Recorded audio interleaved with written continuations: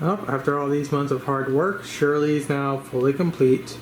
Normally I want to do this video outside, but it's windy outside and I really don't want a worst case gust of wind coming over and just knocking her over and destroying all my hard work.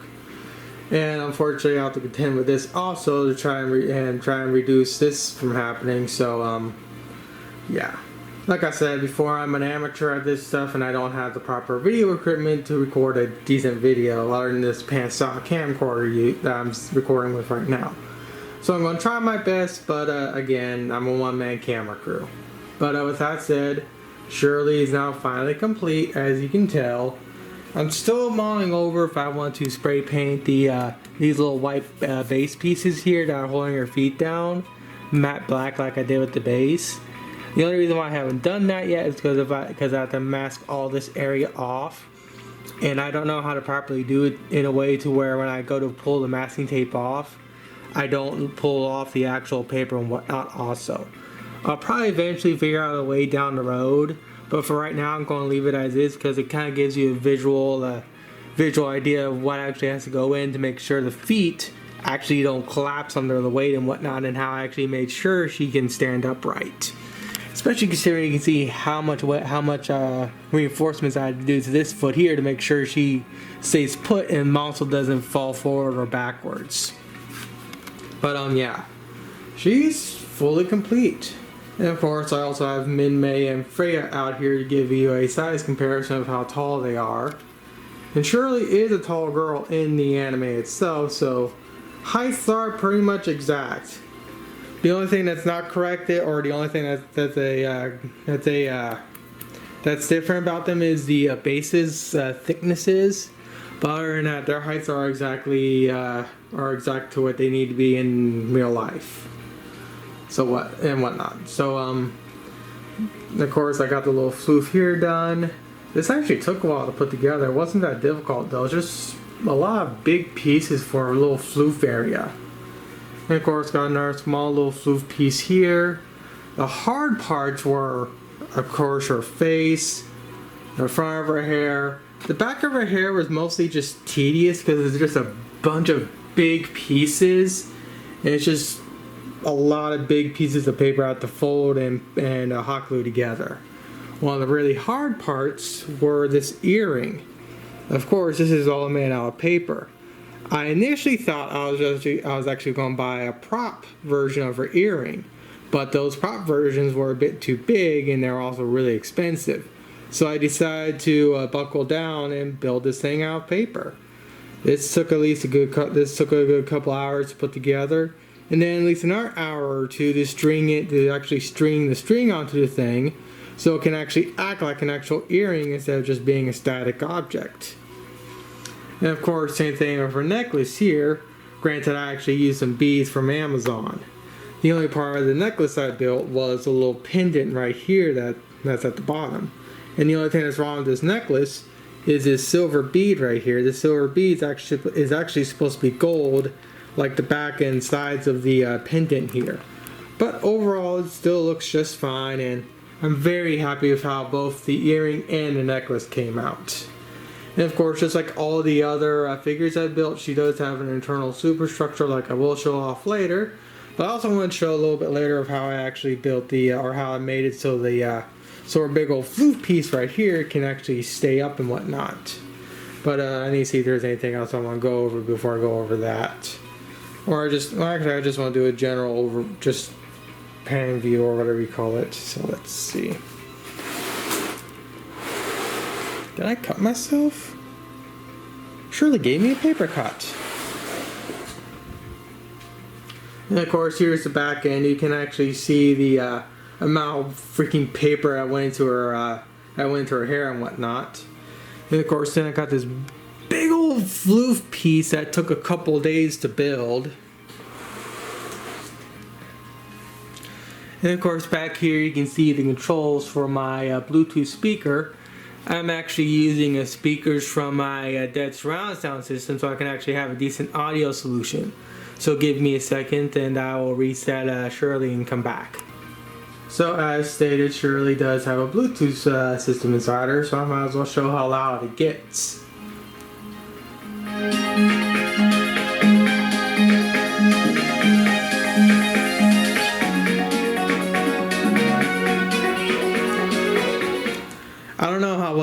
camcorder is able to pick it up.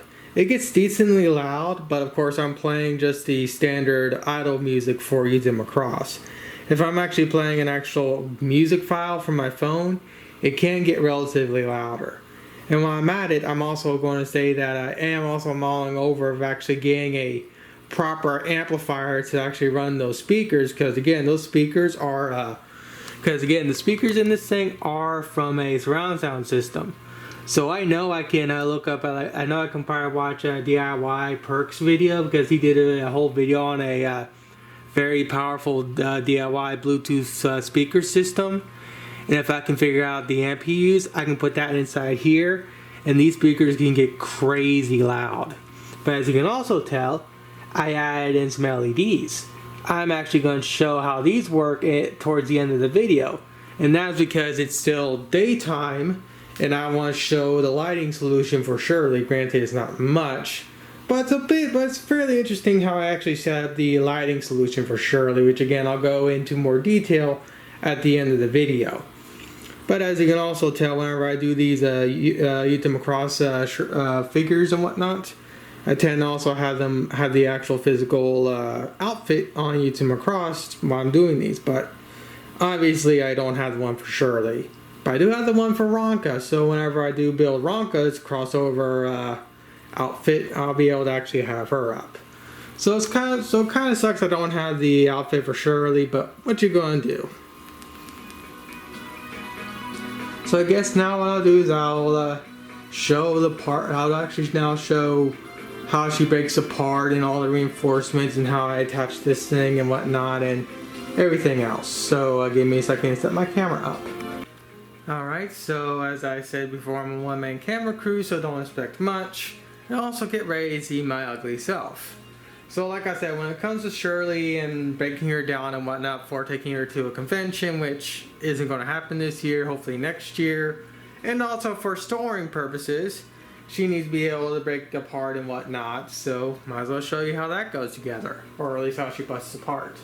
So of course, obviously her head pops off first. I actually use, let's see.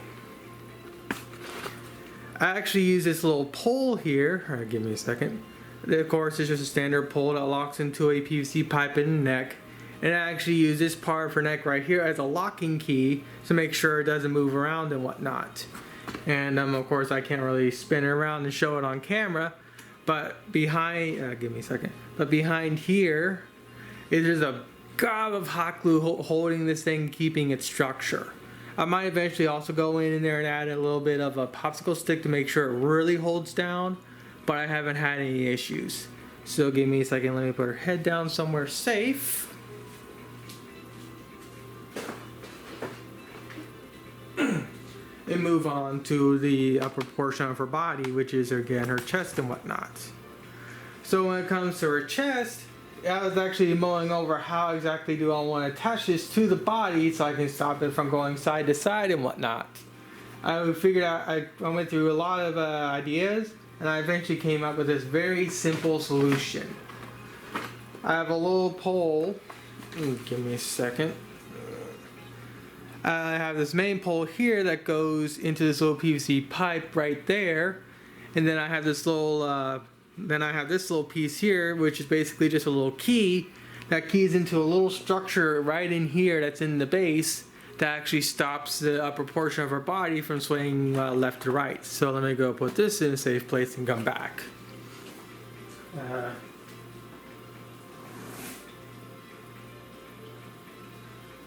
Alright, so let's see. One-man camera crew to the rescue. Alright, and when it comes to this floof, originally I just had this held on by friction. And then when I was getting towards the end of this build, I decided to try a magnet system to see if that works. That kind of worked, but the magnets would actually just come loose because again, it's metal, and hot glue and metal really don't play nice. So then I came up with a very elegant and simplistic solution, which is even more easier to work with than the original design I came up with. Give me a second. And that's just these simple little pins right here that are just pieces of a barbecue skewer.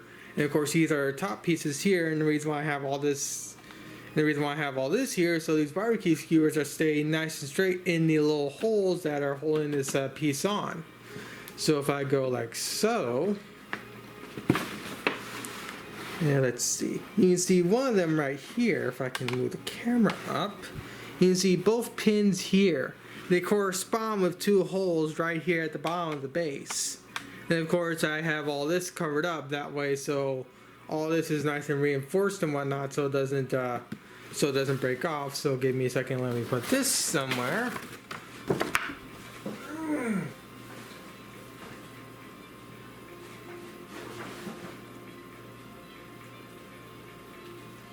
Alright, and as you can also tell, I have a little string that goes right here, and I can actually pull the camera off the tripod.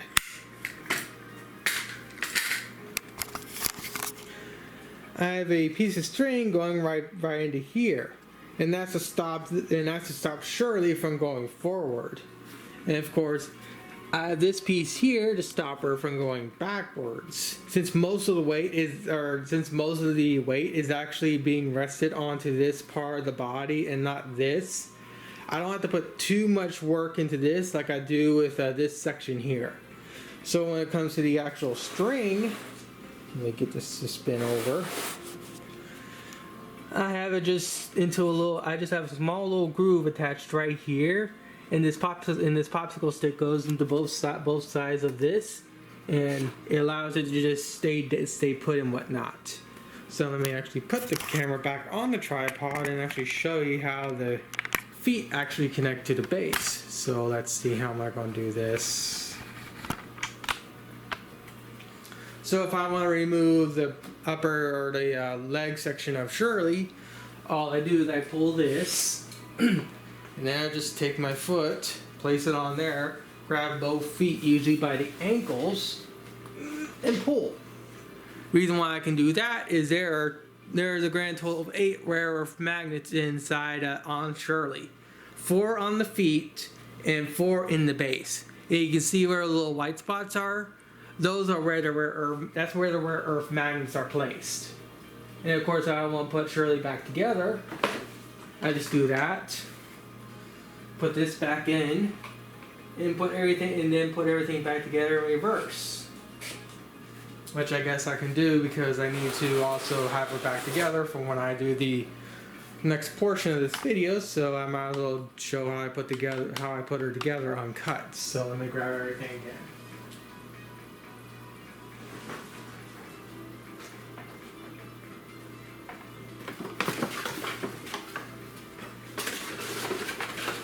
Geez, everything's in the way today, aren't they?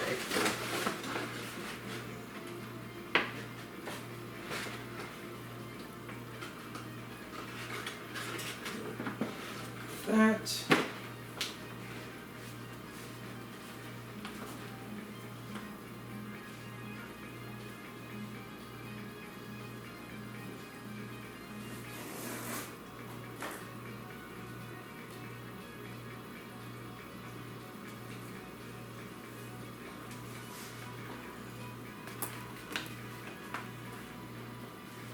Granted, I'm blocking your view, but I'm going to try and make it so I don't. Alright, that locks to there. And this should be in the key. Yep, it's keyed. Or not.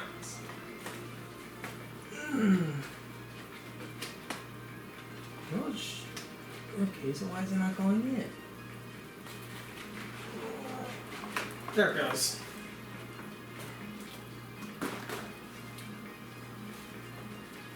Yeah, it's keyed.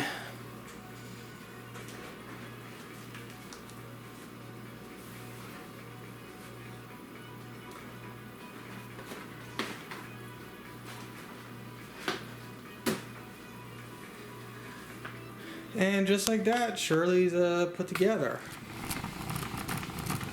So what I'm going to do now is I'm going to just leave this as it is. Granted, I'm going to move Shirley and Min-Mei out of the way. Not Min-Mei, but not Shirley, but Min-Mei and Freya out of the way because I need to do normal housework crap, and those two are in the way. And I'll just leave Shirley here. And I'll come back when it's nighttime or so to actually show you the overview of the LEDs and whatnot, and actually play a song that I know I can get away with that is of Shirley's voice actor.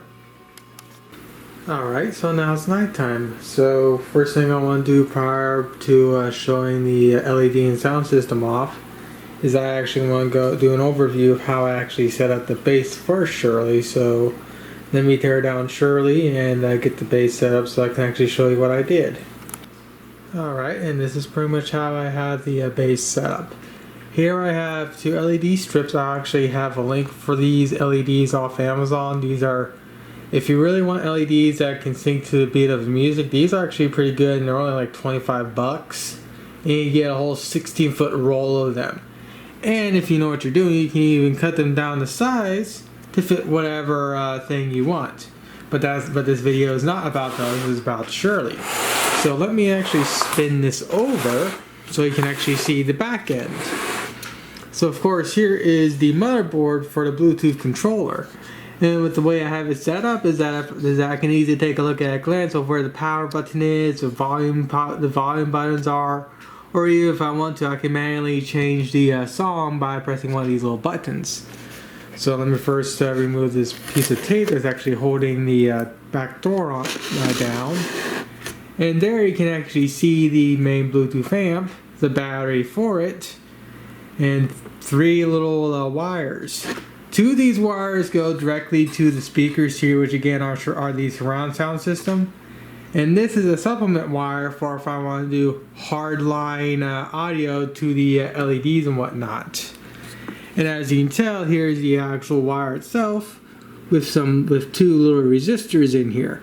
I'll explain why these resistors are here in a second, but let me first close this up and I'll come back. I really should look into doing some type of like a magnet system for this door, but I'll probably do that later on down the road.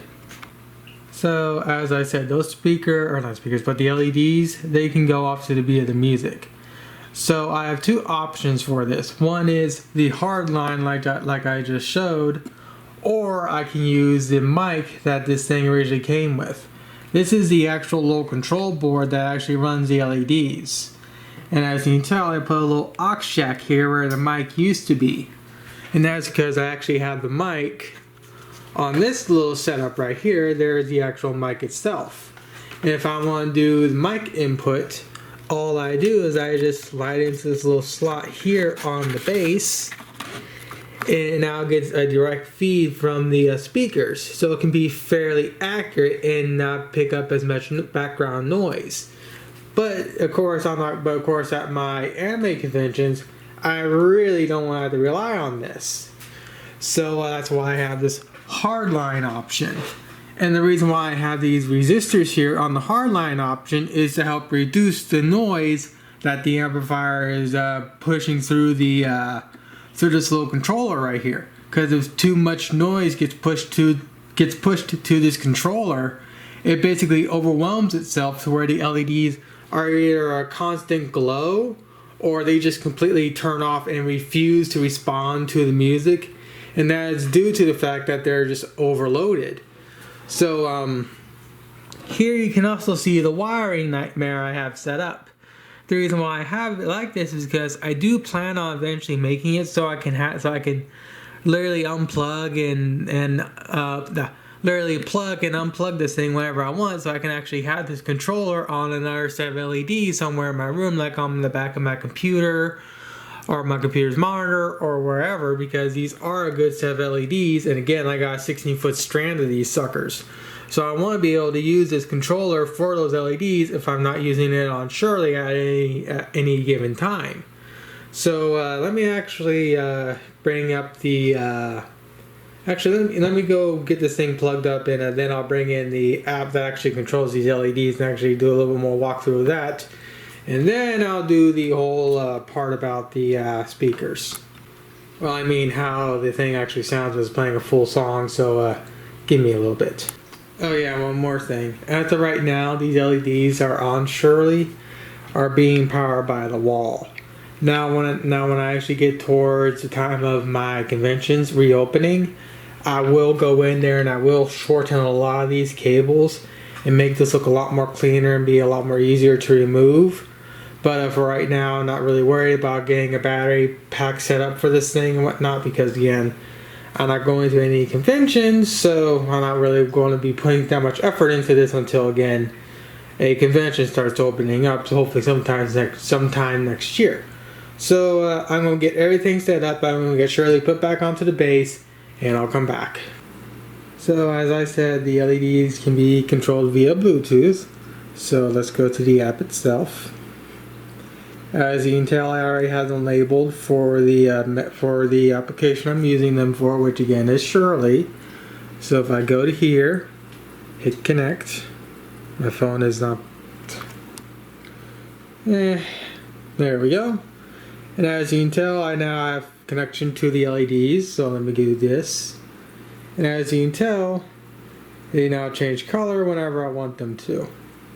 Oh, I can even change a segment. Interesting. Actually, I just need to change one segment since I have them tied to just one. And as you can tell, they change color to whatever I tell them to, which is nice. Which is also nice, I can even change the segments if I actually had a full segment connected to my connected to this thing, but I don't. So let's go back to music, and I need to explain how the hard line on the amplifier here works.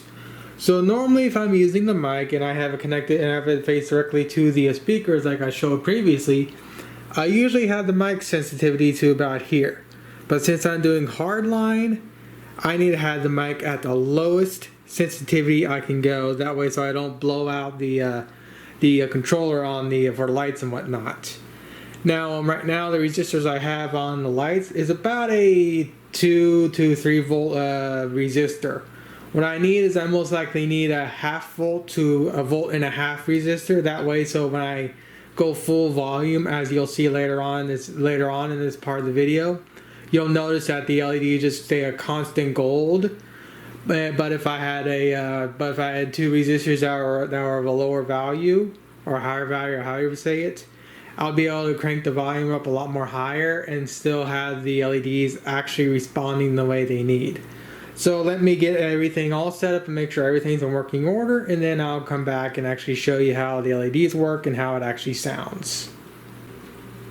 Now this is kind of what I mean. Right now I'm just getting feedback from the Bluetooth amplifier to the controller, and that's because the sensitivity is too high. Even though I had the sensitivity set to low, it resets itself. So let me go and reset the sensitivity, and it's still doing it. So it's not 100% accurate, but what do you expect? It's from China. Again, I'm going to get everything working. I'll be right back. All right, time to show you what the LEDs react like and how it sounds. それでも前に進むの振り返らずに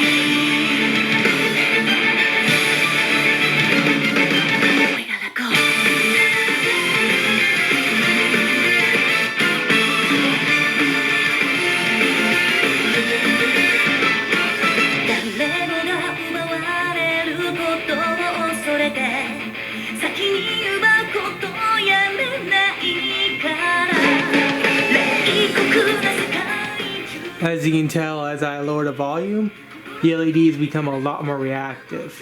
And that's due to the resistor that I'm using not being low enough. So with that said, I'll just zoom out and show you what everything looks like in total.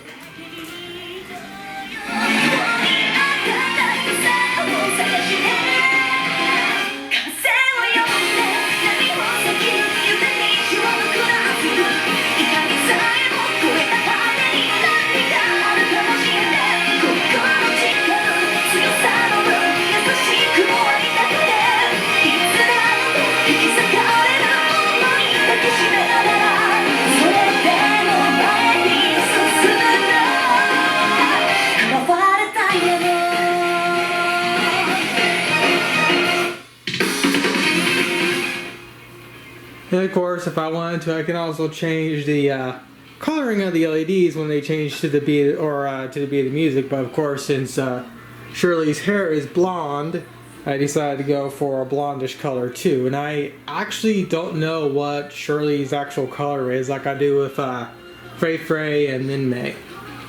But of course, I kind of like the gold over black anyway. I think hers is purple, but this is a lot more appealing, at least to me. Then again, I am a guy after all. So that's pretty much it for Shirley, and hopefully I don't have any issues with this part of the video.